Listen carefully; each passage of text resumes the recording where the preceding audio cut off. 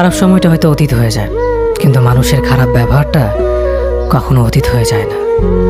শুধু নিজে থেকে কথা বলা বন্ধ করে দেখো, দেখবে অনেক আপনজন বড় হয়ে যাবে। আসলে কেউ আপন হয় না।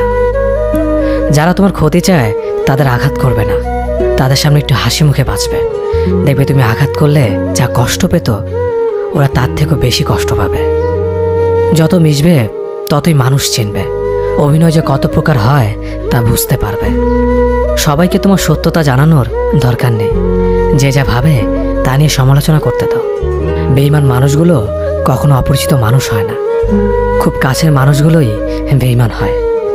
মানুষ চেনা শুরু করলে এমনিতেই বন্ধুর সংখ্যা কমে যাবে, এটাই বাস্তব। 3টি কথা মনে রাখবেন: যে তোমাকে সাহায্য করে তাকে কখনো ভুলে যেও না, যে তোমাকে ভালোবাসে তাকে কখনো ঘৃণা করো না, যে তোমাকে বিশ্বাস করে তাকে কখনো ঠকিও না।